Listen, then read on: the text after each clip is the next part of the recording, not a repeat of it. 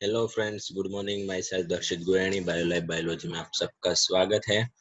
आज हम chapter number 13 organism and its population के बारे में हमने लास्ट दो लेक्चर के दौरान डिस्कस किया था। इंट्रोडक्शन पार्ट देख लिया। उसके बाद मेजर जो एबायोटिक फैक्टर है उसके बारे में हम डिस्कस कर रहे थे कि कौन कौन से मेजर एबायोटिक फैक्टर होते हैं वो एनिमल्स मतलब लिविंग ऑर्गेनिज्म में इफेक्ट करते हैं, और कौन से जो है जो एबायोटिक फैक्टर्स है उसके डिपेंडिंग ऑर्गेनिज्म किस तरह से एडेप्ट होते हैं और हैबिटेट होते हैं। तो आइए, लास्ट लेक्चर के अंदर हमने दो एबायोटिक फैक्टर्स के बारे में पढ़ा था। लास्ट लेक्चर के अंदर एक हमारा एबायोटिक फैक्टर था टेम्परेचर, और दूसरा हमारा जो मेजर एबायोटिक फैक्टर था वो था हमारा water. Then after we will discuss today second abiotic factors. Second two abiotic factor is major effect on animal living organisms like bacteria, plants, human being, etc.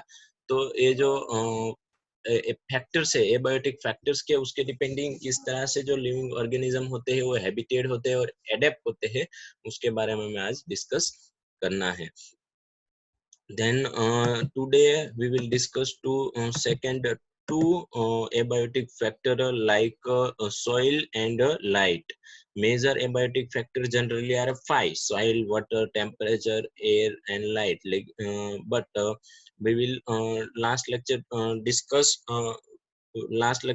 discuss two waters and temperature as a major abiotic factor effect on animal and different type of living organism. Then after today discuss major two abiotic factor like light and soil.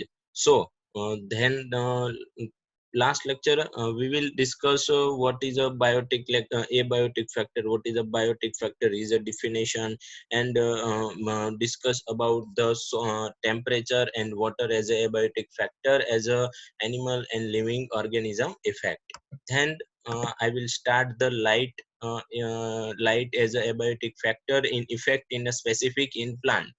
कि हमारा next जो abiotic factor है उसका हमारा जो next abiotic factor है वो light है। तो ये लाइट की इफेक्ट लिविंग ऑर्गेनिज्म में किस तरह से होती है। तो हम लिविंग ऑर्गेनिज्म की बात करें तो लिविंग ऑर्गेनिज्म के अंदर प्लांट भी आते हैं और एनिमल्स भी आते हैं। तो फर्स्ट हम डिस्कस करने वाले हैं कि लाइट की इफेक्ट प्लांट्स के ऊपर किस तरह से होती है, प्लांट्स किस तरह से अडेप्ट हुए हैं डिफरेंट डिफरेंट बायोमीन्स रीजन के अंदर। डिफरेंट डिफरेंट बायोमीन्स रीजन के अंदर प्लांट्स अपनी हैबिटेट एडेप्ट किस तरह से होते हैं। तो आइए फर्स्ट हमारा एक पूरा का पूरा जो कॉन्सेप्ट है वो आज हम डिस्कस कर लेते हैं। तो मैं आपको बात कर दूं, बहुत इजी टॉपिक है। Light as a abiotic factor. यहाँ पे आप देख सकते हैं कि ये सनलाइट है। ये सनलाइट अगर कोई प्लांट पर प्लांट्स एक्सेप्ट करता है, इस सनलाइट के जो वेव्स होते हैं उसको प्लांट एक्सेप्ट करता है और फोटोसिंथेसिस प्रोसेस करता है। और हमारा जो सनलाइट है वो एनर्जी सोर्स है, मतलब अर्थ का एनर्जी सोर्स क्या है, सनलाइट। वो हम सब जानते हैं। सब हम ये जानते हैं कि एनर्जी सोर्स अर्थ पे जो एनर्जी है वो किसकी वजह से है, हमारी सनलाइट मतलब लाइट की वजह से। और हम थर्मोडायनेमिक्स के जो रूल्स है उसके हिसाब से law of thermodynamics, energy are not died but energy is a convert one energy to second energy, that is a thermodynamics law।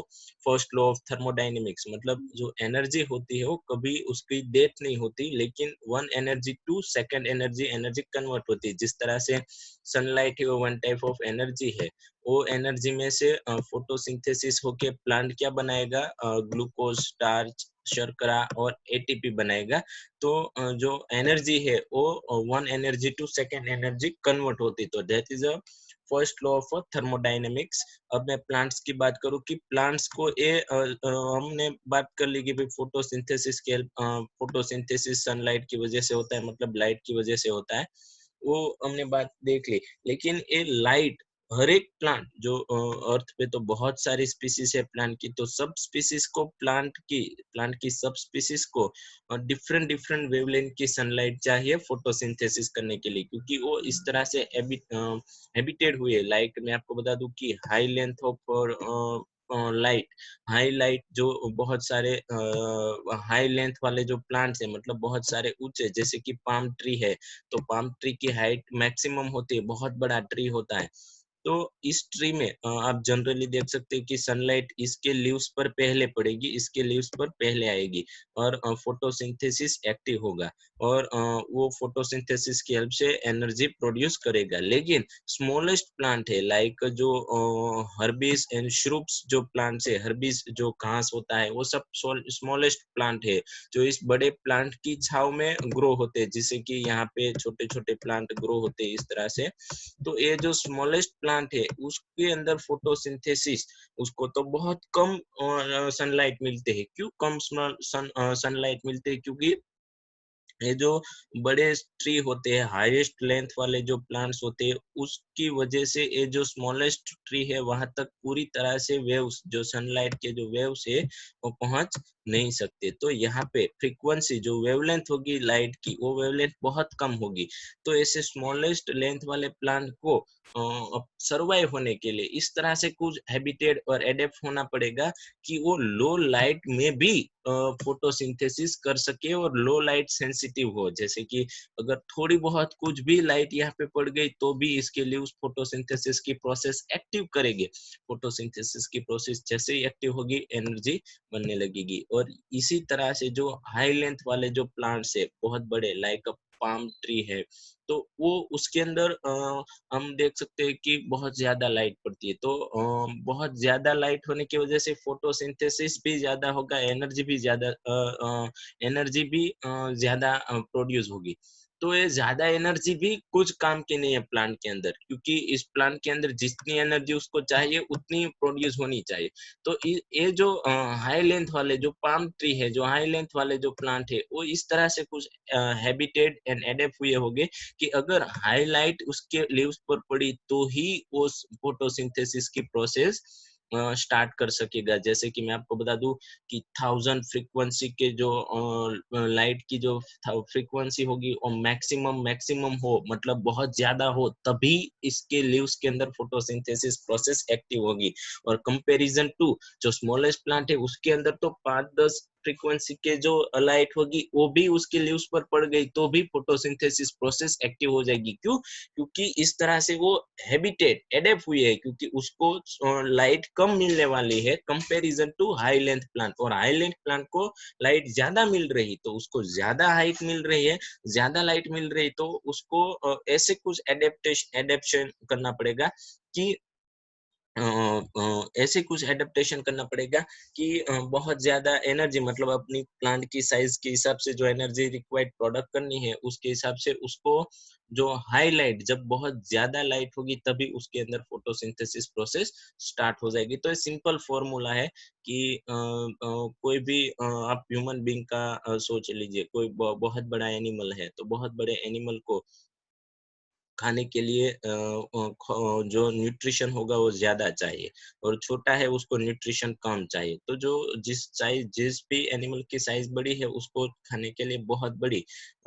बड़ा न्यूट्रिशन सोर्स चाहिए, और जो छोटा है उसको कम न्यूट्रिशन चाहिए। मतलब ये एक दूसरे पे एडेप्ट, मतलब अर्थ के ऊपर ये जो एबायोटिक फैक्टर है, उसकी जो इफेक्ट है, वो different different plant, different different animal में डिफरेंट डिफरेंट होती है, और इसके हिसाब से मतलब प्लांट हैबिटेड हुए हैं। जैसे कि स्मॉलेस्ट लेंथ वाले प्लांट को लाइट कम मिलते हैं, तो वो लो लाइट सेंसिटिव है। हाई लेंथ वाले प्लांट है, वो हाई लाइट सेंसिटिव है। अगर हाई लाइट हुई, तो ही उसके अंदर फोटोसिंथेसिस होगा।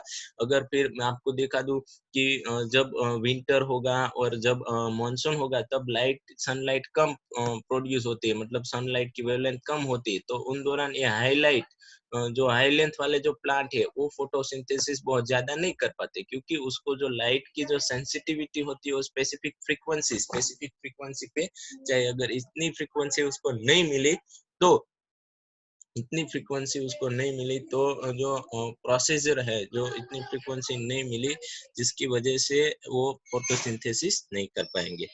उसके बाद तीसरी जो इफेक्ट है प्लांट के ऊपर, वो है फोटोपीरियोडिज्म। जो फोटो पीरियोडिक रिएक्शन है, फोटो पीरियोडिक रिएक्शन है जो 11th के अंदर हम पढ़ गए हैं।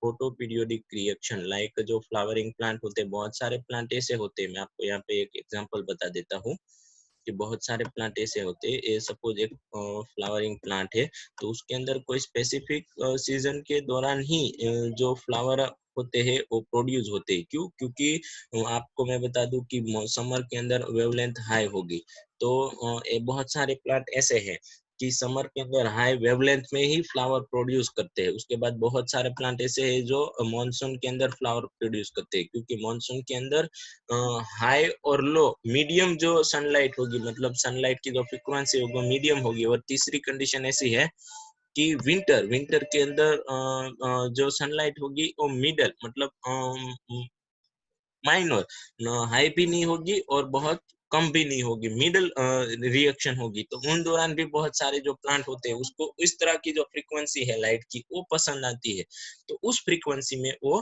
फ्लावर प्रोड्यूस करते हैं। तो मतलब ये फोटो पीरियोडिक रिएक्शन भी फ्लावरिंग प्लांट में दिखा जाता है। मतलब ये भी अपनी जो लाइट की जो लाइट प्रोड्यूस होने की जो भी टाइमिंग है, मतलब उसी टाइमिंग में, उसी स्पेसिफिक पीरियड में उसके अंदर फ्लावर प्रोड्यूस हो गए। तो बहुत सारे प्लांट इस तरह से फोटो पीरियोडिक रिएक्शन से भी हैबिटेड हुए हैं, एडेप्ट हुए हैं। लाइक आपको मैं बता दूं कि जो बहुत सारे फ्लावर्स ऐसे हैं, जो सनफ्लावर है, हमारा सनफ्लावर वो फोटो पीरियोडिक रिएक्शन दिखाता है। मतलब स्पेसिफिक जो सीजन होती है, जब स्पेसिफिक लाइट की जब फ्रीक्वेंसी होती है, तभी वो उस प्लांट के अंदर फ्लावरिंग होना स्टार्ट होता है। उसके बाद लाइट इफेक्ट इन एनिमल। जिस तरह से हमने प्लांट के अंदर जो लाइट की डिफरेंट डिफरेंट इफेक्ट देखी, जैसे कि उसको फोटोसिंथेसिस करने के लिए हाई लो फ्रीक्वेंसी, उसके बाद हमने फोटो पीरियोडिक रिएक्शन देखी, तो इसी तरह से एनिमल में भी लाइट की इफेक्ट होती है। तो फर्स्ट इफेक्ट है फोटो पीरियोडिक। एनिमल के अंदर भी फोटो पीरियोडिक रिएक्शन होती है कि एनिमल होते हैं कोई स्पेसिफिक सीजन में ही, कोई स्पेसिफिक सीजन में ही रिप्रोडक्टिव सिस्टम और जो मैग्रीगेट, मतलब जो मेल्टिंग प्रोसेस है वो उसके अंदर एक्टिव होती है। मतलब उसे तो पता नहीं चलता, एनिमल है, एनिमल के पास ऐसी वेल डेवलप्ड ब्रेन वगैरह नहीं है कि उसको पता चलेगा कि टेम्परेचर हाई और टेम्परेचर लो हुआ है। लेकिन हाँ, ये फोटो पीरियोडिक रिएक्शन होगी। मतलब उसको कोई स्पेसिफिक सीजन, जो कोई स्पेसिफिक सीजन है, लाइक आपको मैं बता दूं कि कोई एनिमल है उसके अंदर रिप्रोडक्टिव सिस्टम समर के अंदर स्टार्ट होगा, तो समर जैसे ही आएगा मतलब लाइट बढ़ेगी। लाइट बढ़ेगी और जिसकी वजह से लाइट की जो वेवलेंथ है वो बढ़ेगी, और लाइट की वेवलेंथ की जो फ्रीक्वेंसी फ्रीक्वेंसी है, वो फ्रीक्वेंसी एनिमल होते हैं वो सेंस करते हैं, एनिमल होते हैं उसको सेंस करते हैं, और इसके हिसाब से वो जो रिप्रोडक्टिव सिस्टम है उसको स्टार्ट करते हैं। उसके बाद हमारी बुक्स में एक पॉइंट लिखा है कि लाइट्स और जो टेम्परेचर है उन दोनों के बीच में दो एबायोटिक फैक्टर है, हमारी लाइट और दूसरा हमारा टेम्परेचर। तो ये दोनों हमारे मेजर एबायोटिक फैक्टर है। इन दोनों एबायोटिक फैक्टर के बीच में क्लोजली रिएक्शन और लिंकेज है, दोनों क्लोजली लिंक है। क्यों? क्योंकि अगर लाइट हाई हुई, मतलब समर के अंदर लाइट की वेवलेंथ हाई है तो टेम्परेचर हाई है। उसके बाद मानसून के अंदर लाइट कम है तो टेम्परेचर कम है, मतलब और लाइट मीडियम वेवलेंथ की है तो टेम्परेचर भी मीडियम रहेगा। मतलब एक क्लोजली एक दूसरे के साथ लिंकेज है, क्लोजली एक दूसरे के साथ लिंकेज है। जैसा जैसे लाइट बढ़ी ऐसे टेम्परेचर बढ़ जाएगा, जैसे लाइट कम होती है तो टेम्परेचर कम हो जाएगा। उसके बाद मैं आपको बात करूं कि हमने देख लिया कि भाई जो भी एनिमल है उसको लाइट मिल रही है, वो लाइट सेंस करते हैं, उसके हिसाब से उसका एनर्जी सोर्स और बहुत सारी रिएक्शन उसके अंदर होती है, और इसके हिसाब से वो हैबिटेट और एडेप्ट हुए। लेकिन ऐसे एनिमल जो से, मतलब जो ओशियन के जो डेप्थ लेंथ के अंदर रहते हैं, मतलब 500 मीटर जो जितनी डेप्थ लेंथ है से एनिमल, मतलब इतनी जो इतनी गहराई है उसके अंदर जो एनिमल होते हैं, तो उस एनिमल के लिए एनर्जी सोर्स क्या, उसके लिए एनर्जी सोर्स क्या, जैसे कि हमने बात की कि अर्थ के ऊपर सॉइल जो अर्थ पे जो प्लांट्स होते हैं, प्लांट्स के डिपेंडिंग हम पूरा साइकिल चलता है हमारा एनिमल कि प्लांट्स एनर्जी बनाते हैं, वो एनर्जी दूसरे जो एनिमल्स होते हैं, हर्बियस जो एनिमल होते हैं, वो उसमें से कन्वर्ट होती है एनर्जी, ऐसे एक पूरा साइकिल चलता है। तो यहाँ पे तो जो डीप मतलब 500 मीटर से ज्यादा जो वेवलेंथ है, मतलब 500 मीटर से भी ज्यादा गहराई है जो से की, तो इतनी गहराई में सनलाइट नहीं पहुंच सकती, तो वहां पे जो एनिमल फिर भी जिंदा रह रहे, तो वैसे एनिमल के वहां पे जो जिंदा रह रहे उसके लिए एनर्जी सोर्स क्या, एनर्जी प्रोड्यूस करने का सोर्स क्या, कि बहुत सारे जो प्लांट्स होते हैं लाइक हाइड्रिला, तो हाइड्रिला से ग्रास, तो इस सारे प्लांट्स होते हैं, बहुत सारे एनिमल होते हैं, बहुत सारी फिशिश होती है, बहुत सारे एनिमल की ऐसी फिशिश की स्पीसीज होती है, वो 500 मीटर गहराई तक जो से है उसके अंदर रहते हैं, तो वहां पे उसका एनर्जी सोर्स क्या है, कहाँ किस तरह से जो से के अंदर जो प्लांट्स है जो 500 मीटर स्पेसिफिक लेंथ डेप्थ के अंदर रहते, तो वो किस तरह से, वहां पे तो सनलाइट नहीं पहुंच सकती, तो किस तरह से वो अपनी जो एनर्जी है प्रोड्यूस करेगा, वो सरवाइव हो सकेगा, तो इसके लिए है हाइड्रोथर्मल वेंट्स, हाइड्रोथर्मल वेंट्स जो मैंने कल आपको दिखाया था, हाइड्रोथर्मल वेंट्स जो पानी में से जो सिंपलिस्ट जो बहुत ज्यादा कोई स्पेसिफिक रीजन का टेम्परेचर हाई हो गया, मतलब कोई स्पेसिफिक रीजन का टेम्परेचर हाई हो गया, तो ऐसे हाइड्रोथर्मल वेंट्स मतलब बहुत सारी गर्मी प्रोड्यूस होती है, वहाँ का पानी बहुत गर्म होता है, और जो पानी होती है उसमें से आग आग टाइप का जो आग निकलती है, वो हम बहुत सारी बार बहुत सारी जगह पे देख चुके हैं, उसकी फोटोज भी मैं दिखाया था कल, आज भी मैं आपको दिखाना हूँ, तो ये हाइड्रोथर्मल वेंट से वो इनडायरेक्टली सनलाइट का ही एक सोर्स है, जैसे कि जैसे सनलाइट हाई होती है, तो उसकी वजह से टेम्परेचर, ये सन है, सनलाइट हाई है तो उसकी वजह से टेम्परेचर हाई हुआ है, टेम्परेचर हाई हुआ है इसकी वजह से कि जो से है, उस से की जो डेप्थ लेंथ है, से की जो सॉइल है, वहां पे हाइड्रोथर्मल वेंट्स प्रोड्यूस होती है, और ये हाइड्रोथर्मल वेंट्स जो से एनिमल है जो 500 मीटर लेंथ डेप्थ के अंदर जो जिंदा रहते हैं उसके लिए एनर्जी सोर्स होता है, किस तरह से, हाउ टू इट्स पॉसिबल, वो हम देखते हैं। उसके बाद एक क्वेश्चन ए है, वो तो हम ये जो हमारा क्वेश्चन है कि हाइड्रोथर्मल वेंट्स की हेल्प से किस तरह से जो से एनिमल है 500 मीटर लेंथ वाले डेप्थ वाले जो एनिमल है वो किस तरह से एनर्जी इस हाइड्रोथर्मल वेंट्स में से एब्जॉर्ब करते हैं, तो उसकी बात हम करने वाले हैं, लेकिन उससे पहले सनलाइट की एक तीसरी इफेक्ट है कि सनलाइट की हेल्प से जो हम स्पेक्ट्रा ऑब्जर्व करते हैं कि सनलाइट आई, यहाँ पे मैंने दिखाया कि सनलाइट आई, तो सनलाइट का जो एक जो वेव्स होता है, उस वेव्स को अगर कुछ ऐसा मीडियम मिल जाए जहां से वो डिवाइड होके 7 कलर के अंदर डिवाइड होता है, मतलब स्पेक्ट्रा, जिसके बारे में हम प्रीवियस स्टैंडर्ड के अंदर पढ़ गए, तो ये स्पेक्ट्रा है, आप देख सकते हैं, तो हमारी जो वाटर सरफेस है, हमारी जो वाटर सरफेस है वन टाइप ऑफ स्पेक्ट्रा है वो, उसके बाद हमारी जो एयर होती है, एयर का जो मीडियम होता है वो भी वन टाइप ऑफ स्पेक्ट्रा होती है,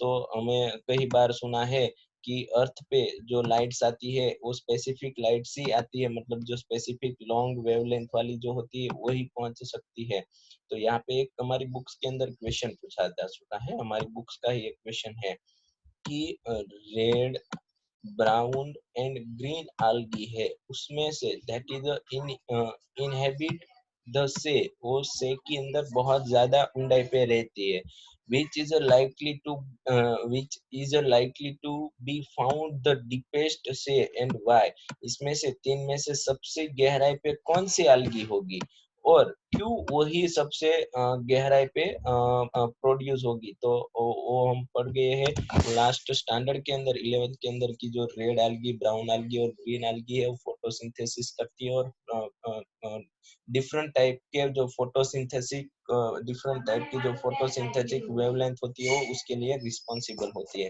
तो जैसे कि रेड लाइट है तो रेड जो algae है वो रेड पिगमेंट प्रोड्यूस करेगी, मतलब उसके अंदर रेड जो क्लोरोप्लास्ट है, जो रेड क्लोरोप्लास्ट है और रेड क्लोरोप्लास्ट की वजह से वो फोटोसिंथेसिस कर पाएगी।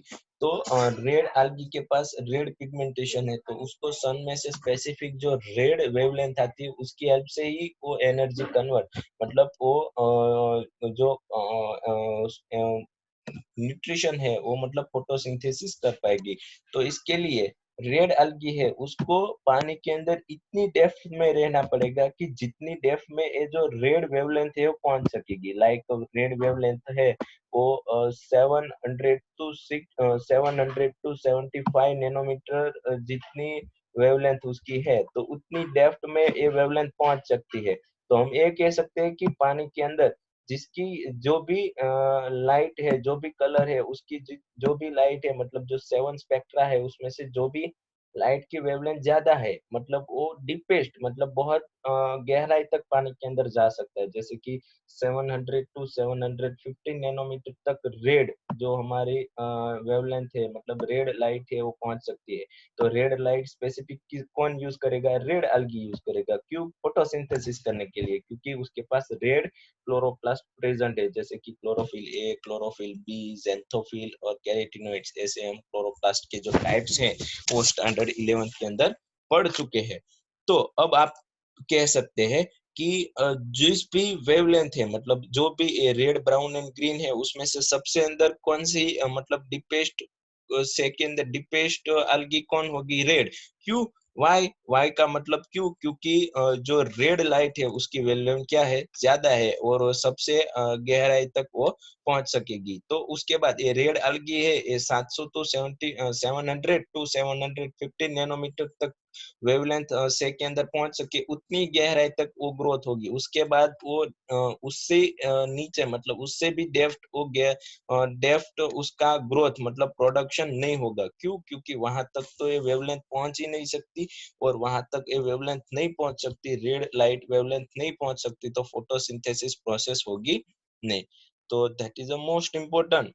उसके बाद आप देख सकते हैं कि ऑरेंज है, ऑरेंज लाइट की वेवलेंथ 650 नैनोमीटर, येलो की 600 नैनोमीटर। उसके बाद ग्रीन है, तो हम देख सकते हैं कि green algae second green algae growth होगी, क्योंकि उसकी जो वेवलेंथ है वो 500 टू 1500 नैनोमीटर से के अंदर यहाँ तक जो वेवलेंथ है पहुंचेगी, तो ग्रीन algae है यहाँ पे ग्रो होगी, क्योंकि वेवलेंथ उसकी जो सनलाइट की वेवलेंथ है वो 500 टू 15 नैनोमीटर तक ही डिपेस्ट हो सकती है। उसके बाद यूवी लाइट्स होती है, ब्लू होती है, शाइन होती है, एक्सेट्रा बहुत सारी जो वेवलेंथ होती है, हमें पता ही है, स्पेक्ट्रा हम पढ़ गए। उसके बाद हम देख सकते हैं कि यूवी लाइट्स है उसकी बहुत कम वेवलेंथ है, तो 400 नैनोमीटर से जो कम वेवलेंथ वाले जो वेव्स होते हैं वो एनिमल्स, प्लांट्स और सबके लिए कैसे होते हैं? सबके लिए वो मतलब इनहेबिटेड होते हैं, मतलब उसकी वजह से बहुत सारे डिजीज, प्लांट में भी बहुत सारे इन्फेक्शन होते हैं। तो सबसे ऊपर जो वेवलेंथ है, मतलब हम देखते हैं कि एटमॉस्फेयर में जो यूवी रेज है वो नीचे तक, मतलब सन में से जो यूवी रेज आते हैं जो 400 नैनोमीटर वाले होते हैं, वो अर्थ पे पहुंच ही नहीं सकते। अर्थ पे कौन से वेवलेंथ पहुंच सकते हैं?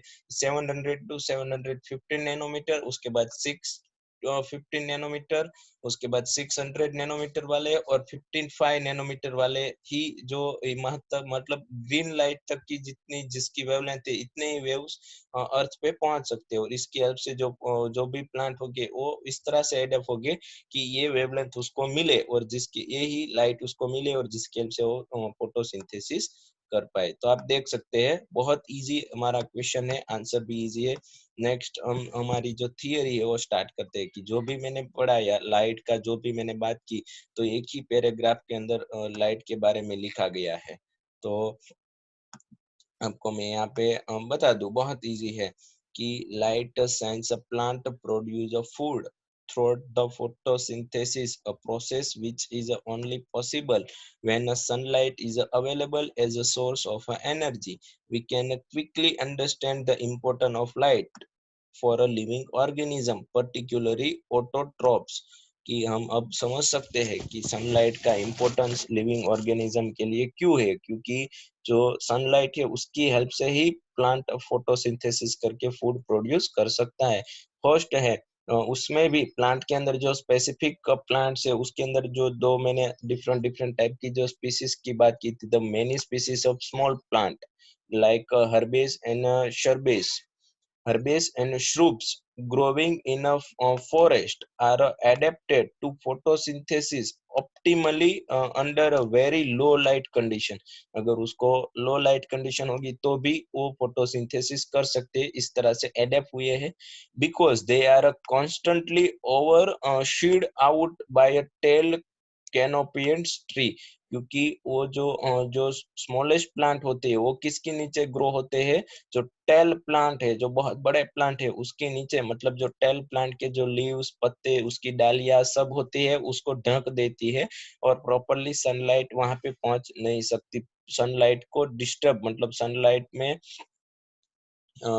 सनलाइट में एक वन टाइप ऑफ रिस्ट्रिक्शन पैदा होता है जिसकी हेल्प से पूरी की पूरी सनलाइट ये स्मॉल प्लांट पे नहीं पहुंच सकती. तो अब स्मॉल प्लांट को जिंदा रहने के लिए लो लाइट फ्रीक्वेंसी में भी फोटोसिंथेसिस कर सके, ऐसा कुछ उसको कंडीशन डेवलप करनी होगी. उसके बाद दूसरा पॉइंट है हमारा, many plants are also dependent on sunlight to meet their photoperiodic requirement for a flowering. बहुत सारे प्लांट होते हैं वो फोटो पीरियोडिक रिक्वायरमेंट के हिसाब से, फोटो पीरियोडिक रिक्वायरमेंट के हिसाब से भी फ्लावर प्रोड्यूस करते हैं, जैसे मैंने बात की थी.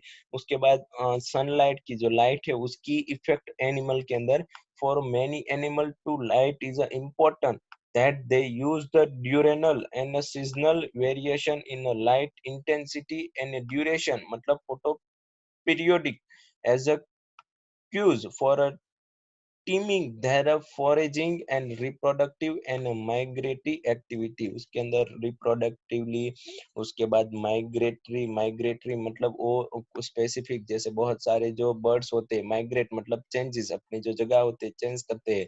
बहुत सारे जो बर्ड्स होते हैं कोई स्पेसिफिक जो सीजन होती है उसके अंदर वो जो लाइट की जो फ्रीक्वेंसी चेंज होती है इसकी वजह से वो अपना जो जगह है, मतलब जो चेंज है, जैसे कि बहुत सारे बर्ड्स होते हैं वो माइग्रेट होते हैं, अपनी जो बायोमीन्स होते हैं, मतलब जो अपना जो इकोसिस्टम, अपनी जो रहने लायक जो स्पेस थी वो स्पेस छोड़ के दूसरी स्पेस में रहने के लिए चले जाते हैं. क्यों? क्योंकि वो क्यों? क्योंकि उसको स्पेसिफिक लाइट में ही, मतलब वो स्पेसिफिक लाइट जहाँ पे मिलती हो, स्पेसिफिक एटमॉस्फेयर हो, वहाँ पे ही वो जिंदा रह सकते हैं. मतलब ये माइग्रेशन के लिए लाइट एनिमल के अंदर, और रिप्रोडक्टिव एक्टिविटी और बहुत सारी और मेल्टिंग प्रोसेस के लिए भी ये लाइट की फ्रीक्वेंसी उसके लिए रिस्पॉन्सिबल है. उसके बाद the availability of light on a land is a closely link with that of the temperature, since the sun is a source for a both. मैंने बात की थी कि सन से, जो हमारा सन है मतलब हमारा जो सूर्य है वो हमारा टेम्परेचर और जो लाइट है दोनों के बीच में क्लोजली लिंकेज है. क्योंकि जैसे ही टेम्परेचर, मतलब जैसे कि लाइट बढ़ेगी उसी तरह से, जैसे लाइट आई तो टेम्परेचर भी हाई, लाइट लो तो टेम्परेचर भी लो, लाइट मीडियम तो टेम्परेचर भी मीडियम. उसके बाद मैं बात करूं कि deep 500 less than sorry greater than 500 meter in ocean. Ocean के अंदर जो एनिमल है जिसकी वो ओशन के अंदर 500 मीटर से भी डीप जो एनवायरमेंटल है, उस environment is a dark and it is a inhabitants are not aware of a existence of a celestial source of energy called as a sun. आपको मैं बता दूं कि जो ये डीप एनवायरनमेंट के अंदर जो एनिमल रहते हैं उसको पता ही नहीं है कि क्लेस्टियल सोर्स है एनर्जी का, कोई सोर्स है जिसको हमने सन को कहते हैं, मतलब जिसको हम सूर्य कहते हैं, और ये अर्थ में एनर्जी का मेन सोर्स है और जिसकी हेल्प से हम जिंदा रह रहे हैं. क्योंकि हम बहुत बार कुछ ऐसी बातें सुनते हैं कि कोई भी स्पेसिफिक एनिमल, जैसे कि कोई कुआं है तो कुएं के अंदर कोई मेंढक है तो उस मेंढक को अर्थ कितनी बड़ी लगती है उस कुएं की साइज होती है उतनी बड़ी लगती है. जैसे कि यहाँ पे ऐसा ही कुछ कॉन्सेप्ट है कि ओशियन के जो 500 मीटर की गहराई ओशन में 500 मीटर से ज्यादा गहराई में जो एनिमल रहते हैं उसको अर्थ में एनर्जी का सोर्स कोई सन है उसके बारे में कुछ पता ही नहीं, तो सनलाइट वहां तक नहीं पहुंचती, तो what then is their source of energy. तो इसका जो ये जो हमारी सनलाइट वहां तक नहीं पहुंच सकती, तो ऐसे एनवायरनमेंट में, जो डार्क एनवायरनमेंट में जो एनिमल जिंदा रहते हैं, तो उसके लिए एनर्जी का सोर्स क्या है, तो मैंने बताया था हाइड्रोथर्मल वेंट्स। नेक्स्ट इमेज के अंदर मैं बताता हूँ कि किस तरह से हाइड्रोथर्मल वेंट्स होते हैं जो डीपेस्ट ओशन के अंदर होते हैं, और ये इनडायरेक्टली इस एनिमल की एनर्जी सोर्स है। उसके बाद the spectral quality of a solar radiation is also important for a life. The UV component of the spectrum is harmful. The many organism will not all the color component of the visible spectrum are available for a marine plant living at a different depth of the ocean. Among the red and green and brown algae that have inhabit the sea, which is a likely to be found in the deepest water ने Y, मैंने जैसे बताया था कि सारी जो spectra की light होती है वो सारी अर्थ पे नहीं आती, और जो सारी लाइट होती है वो मराइन प्लांट में ओशन के डीपेस्ट पार्ट तक नहीं पहुंच सकती। तो इसकी हेल्प से मैंने यहाँ पे क्वेश्चन पूछा गया है हमारी बुक्स के अंदर कि red green and brown algae उसमें से सबसे डीपेस्ट कौन होगी और क्यों होगी, तो उसका आंसर हमने देखा क्योंकि जिस भी लाइट की वेवलेंथ, मतलब जिसके अंदर क्लोरोप्लास्ट, मैंने बताया कि रेड algae है, रेड algae है, तो उसकी जो वेवलेंथ होगी रेड लाइट की वो बहुत ज्यादा है, तो डीपेस्ट पहुंच सकेगी लाइट के अंदर, मतलब जो प्लांट है उसके अंदर डीपेस्टली अंदर पहुंच सकती है, बहुत ज्यादा अंदर पहुंच सकती, तो जिसकी हेल्प से जो फोटोसिंथेसिस प्रोसेस है वो अच्छी तरह से होगा। आप देख सकते हैं कि रेड algae है वो हाईली डेप्थ, मतलब इसकी वेवलेंथ ज्यादा है सनलाइट में, जो स्पेक्ट्रा है उसमें रेड लाइट, क्योंकि उसके अंदर जो फोटोसिंथेसिस प्रोसेस है वो स्पेसिफिक रेड लाइट की हेल्प से ही होगा। उसके बाद मैं आपको बता दूं कि जैसे मैंने बताया कि जो डीपेस्ट 500 नैनोमीटर से सॉरी 500 मीटर से भी डीपेस्ट जो एनिमल है उसके लिए एनर्जी सोर्स है हाइड्रोथर्मल वेंट्स। जो ये हाइड्रोथर्मल वेंट्स है जहाँ से बहुत सारी गर्मी टेम्परेचर वाला पानी प्रोड्यूस होता है, तो जिसकी वजह से क्या होता है इस पानी के अंदर जो कार्बन डाइऑक्साइड प्रोड्यूस होता है, जो पानी होता है वहाँ पे कार्बन डाइऑक्साइड, मतलब जो एनिमल्स होते हैं वो एनिमल्स वो पानी में से जो ऑक्सीजन एब्जॉर्ब करते हैं और रिमूव क्या करते हैं कार्बन डाइऑक्साइड, उसके साथ ये जो हमारा वाटर्स होता है वो वाटर कंबाइन होता है। वाटर कंबाइन होने की वजह से ये हाइड्रोजन सल्फाइड मिलते हैं। ये हाइड्रोजन सल्फाइड हाइड्रोथर्मल वेंट्स में से मिलते हैं। कहाँ से मिलते हैं?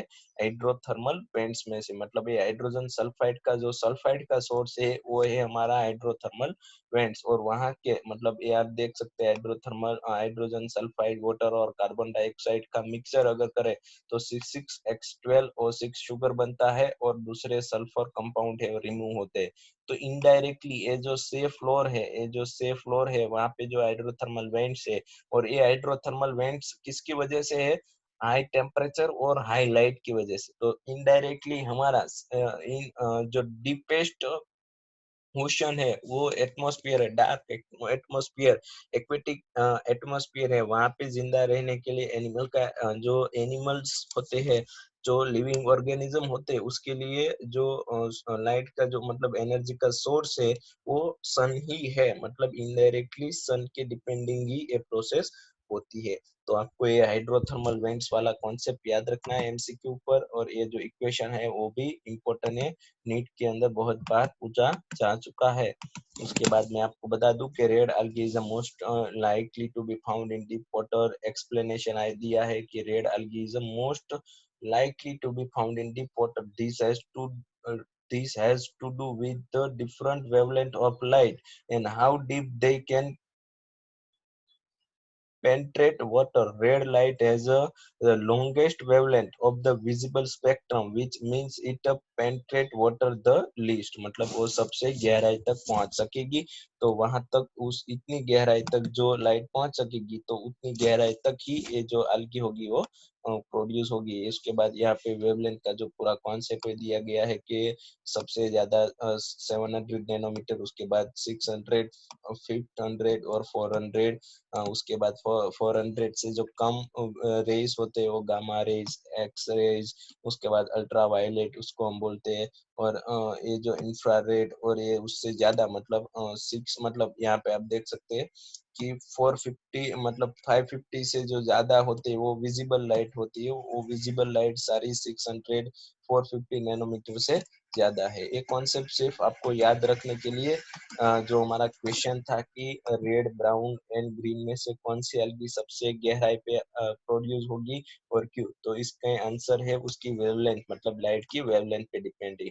उसके बाद सेकंड हम एबायोटिक फैक्टर, हमारा लास्ट एबायोटिक फैक्टर हमारी बुक्स के अंदर दिया गया है, वो है सॉइल। तो हमने बहुत बार देखा है कि इसका सिंपल एक ही फॉर्मूला है कि सॉइल होती है वो डिफरेंट डिफरेंट रीजन में डिफरेंट डिफरेंट टाइप की होती है। The nature and the proposition of the soil is a different place. सारे डिफरेंट स्पेस में जो सॉइल का जो नेचर और प्रोपोजिशन होता है वो डिफरेंट होता है।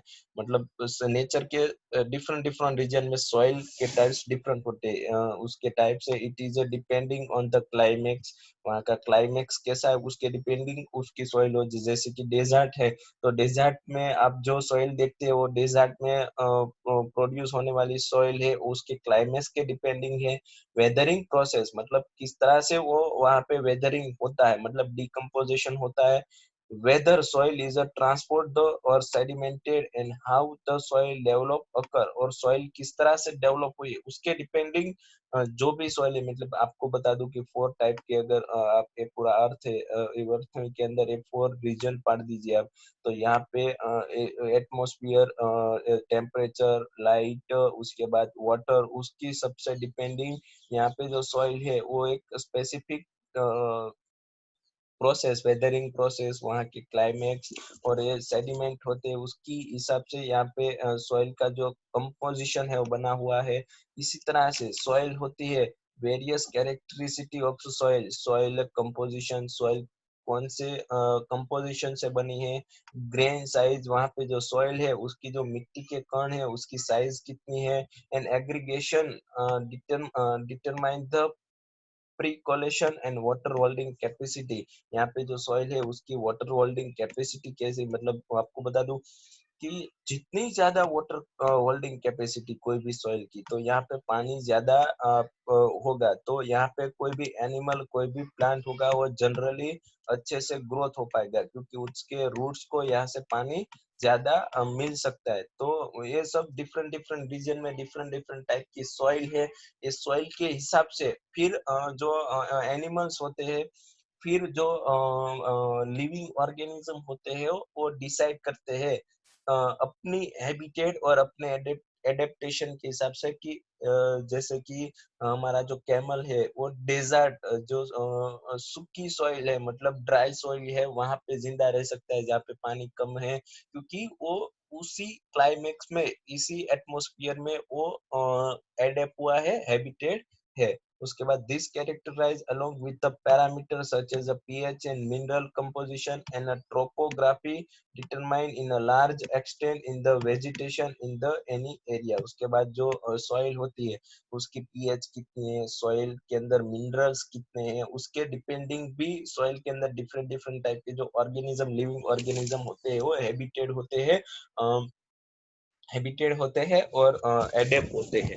इसी तरह से जो इसी तरह से कुछ एक्वेटिक एनवायरमेंटल है जहाँ पे एक्वेटिक एनिमल और एक्वेटिक प्लांट्स होते हैं वो ग्रोथ होते हैं। जैसे कि एक्वेटिक में आपको बता दूं कि बेंथिक एनिमल है तो बेंथिक प्लांट के अंदर वाटर लिली है, उसके बाद लोटस है तो लोटस स्पेसिफिक ही जो गंदा पानी होता है और गंदी जगह होती है वहां पे ग्रोथ होता है। क्यों? क्योंकि वहां पे जो सॉइल होती है, वहां पे जो स्पेसिफिक टाइप की जो एटमॉस्फेरिक कंडीशन होती है वो उस प्लांट को अच्छी लगती है, उस प्लांट के लिए वो हैबिटेट है, वो एडेप्ट हो गया है, तो उसी प्लांट वहां पे ही वो ग्रोथ होगा।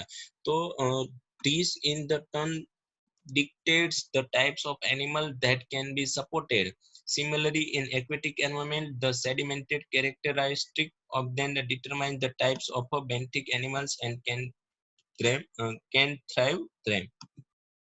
उसके बाद बेंथिक एनिमल भी होते हैं जो पानी के अंदर रहते हैं, वहां पे भी पानी के अंदर की भी सॉइल किस तरह की है, मतलब आपको बता दूं कि बहुत सारी फिश होती है, तो इस तरह के पानी के अंदर रह सकते हैं कि जहाँ की पीएच हाई हो, वहां पे मिनरल्स का कंपोजिशन कम हो, मिनरल्स का लेवल ज्यादा कम हो, मतलब पानी के अंदर भी सॉइल है उसका भी डिफरेंट डिफरेंट रीजन है, डिफरेंट डिफरेंट रीजन में उसका भी डिफरेंट डिफरेंट टाइप, और इसके हिसाब से वो हैबिटेट और एडेप्ट होते हैं सारे एनिमल। यहाँ पे एक चार्ट दिया है, आप देख सकते हैं कि सॉइल होते हैं, उसके अंदर वाटर सॉइल कंपोनेंट है, उसके अंदर वाटर, एयर और मिनरल्स के कंपोनेंट में सैंड, स्लीट एंड क्ले होती है। तो इसके हिसाब से जो सॉइल है उसका जो कंपोनेंट पूरा मतलब सॉइल बनती है। तो कोई एक टाइप का अर्थ के अंदर एक रीजन है, ऐसा एक रीजन है यहाँ पे वाटर कम है, मिनरल्स ज्यादा है और एयर भी ज्यादा है। तो वाटर कम होने की वजह से यहाँ पे जो वाटर की कमी की वजह से जो इस तरह के कुछ एनिमल होते हैं जो हैबिट होते हैं कि वाटर की कमी में भी ग्रोथ हो सकती है। प्लांट इस तरह से जैसे कैक्टस है, इस तरह के जो प्लांट्स होते हैं वो इसी रीजन में ग्रोथ होते हैं। मतलब उसके बाद मैं आपको बता दूं कि कोई रीजन ऐसा है कि जहाँ पे मिनरल्स भी है, ऑर्गेनिक मैटर भी है, वाटर भी है और एयर भी है, मतलब सब कुछ है। तो यहाँ पे ज्यादातर पानी, ज्यादातर एनिमल हो गए वो ग्रोथ हो गई, क्योंकि इस तरह का जो एटमॉस्फेयर होगा वो बहुत सारे एनिमल, बहुत सारे लिविंग ऑर्गेनिज्म के लिए फेवरेबल होगा। तो अपनी अपनी कंडीशन के हिसाब से पूरे अर्थ में डिफरेंट डिफरेंट रीजन में डिफरेंट डिफरेंट टाइप की सॉइल होती है। सॉइल के जो कंपोनेंट्स होते हैं, उसके जो परसेंटेज होते हैं वो डिफरेंट डिफरेंट होते हैं, उसके हिसाब से जो एनिमल्स होते हैं वो हैबिटेट होते हैं और एडेप्ट होते हैं। तो ये सॉइल भी एक मेजर एबायोटिक फैक्टर है। उसके बाद आपको नेक्स्ट टॉपिक के बारे में बता दूं, यहाँ तक हमारा था। तो effect, major effect of abiotic factors in living organism. Living organism पे एबायोटिक फैक्टर्स की इफेक्ट कैसे होते हैं, बहुत इजी है, आप एक बार पढ़ लीजिए तो भी पता चल जाता है। उसके बाद इस इफेक्ट, अगर रिस्पॉन्स टू एबायोटिक फैक्टर, अगर ये जो एबायोटिक फैक्टर है, जैसे कि मैंने बताया कि कोई प्लांट्स को स्पेसिफिक टेम्परेचर नहीं मिल रहा है, स्पेसिफिक लाइट नहीं मिल रही, स्पेसिफिक रहने के लिए सॉइल नहीं है, स्पेसिफिक मतलब इस चार में से कोई भी एक भी एबायोटिक कंडीशन है, वो प्रोड्यूस मतलब वहां पे उसको जो वो प्लांट जो हैबिटेट हुआ है उस हैबिट के अनुसार डिपेंडिंग, उस एडेप्टेशन के डिपेंडिंग वहां पे नहीं हो रहा है, तो उसका रिस्पॉन्स किस तरह से प्लांट देगा कि प्लांट को अब तो कुछ तो करना पड़ेगा ना वहां पे सर्वाइव रहने के लिए। तो इसकी बात हम नेक्स्ट टॉपिक करने वाला है कि अगर लाइट कम हुई तो प्लांट क्या करेगा, अगर लाइट ज्यादा हुई तो प्लांट क्या करेगा, वाटर ज्यादा हो तो प्लांट किस तरह से एबिटेट होगा, किस तरह से एडेप्ट होगा। तो इसके बारे में हम नेक्स्ट लेक्चर के अंदर बात करने वाले हैं कि response to abiotic factor as a regulate, confirm, migrate and suspended, किस तरह से वो रेगुलेट होने की कोशिश करता है, किस तरह से वो कन्फर्म होने की कोशिश करता है। ये जो पूरा चैप्टर है, पूरा लिविंग ऑर्गेनिज्म की जो मतलब इस इकोसिस्टम में रहने के लिए क्या क्या, सर्वाइव होने के लिए क्या क्या करता है, इसके डिपेंडिंग ही है। तो बहुत मोस्ट इंटरेस्टिंग चैप्टर है और बहुत इजी है। तो यहाँ तक हम आज रखते हैं। नेक्स्ट हम लेक्चर के अंदर रिस्पॉन्स टू एबायोटिक फैक्टर 13.1.2 जो हमारा टॉपिक है वो स्टार्ट करेंगे। Thank you very much.